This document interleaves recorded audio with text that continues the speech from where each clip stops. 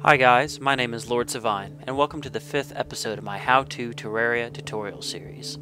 In this episode, I'll be walking you through the Skeletron boss fight, including preparation, boss tactics, and tips and tricks.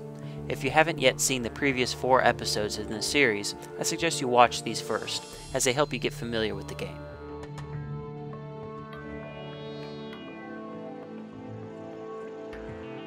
Preparing the area is very important for any boss fight, but is especially important for the Skeletron fight.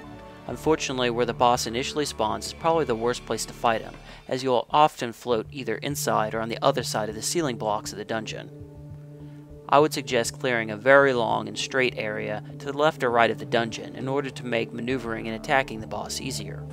Don't be afraid to extend the clearing as far as you think you'll need.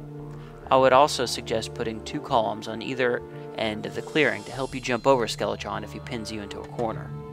It also wouldn't hurt to put up torches too.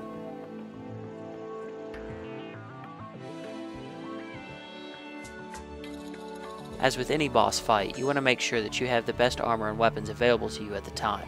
When I first defeated Skeletron, I was wearing a full set of gold armor and had a Molten Fury bow equipped.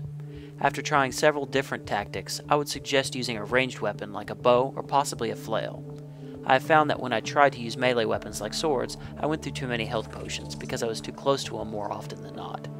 However, if you are more patient than I am, or if you overgear the encounter, you might have better luck than I did. Also, be sure to have at least 1 full stack of health potions, as you'll definitely need them. Skeletron is a fairly simple 2-phase fight. In Phase 1, he'll float above you and try and hit you with his hands. With the Cloud in a Bottle accessory, these attacks can be dodged fairly easily. Just be sure not to run out of maneuvering room before the second phase. In Phase 2, Skeletron will roar, his head will begin to spin, and he'll begin to follow you. It is important to dodge this attack as it will deal some massive damage if you don't avoid it.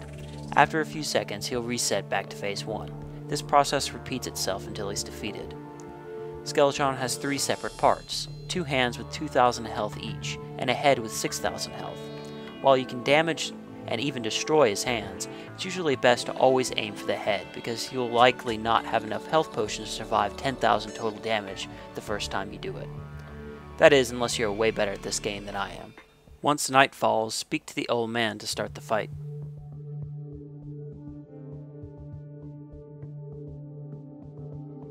After proper preparation, the key to winning this fight is to minimize how often you get hit. This is definitely not a boss you can tank and spank. Be sure to time your double jumps carefully and make use of the pillars on either side if you get in trouble. You can take advantage of Skeletron's slower speed when he enters Phase 2 by staying ahead of him and attacking behind you. If you time this and the following jump right, you'll almost never get hit during this phase. Be sure to stay on top of your health total as well. A death here will likely mean that he'll despawn before you can get back. Once you deal 6,000 damage to Skeletron's head, he dies and drops a bunch of hearts. Now you have unrestricted access to the dungeon that lies beyond.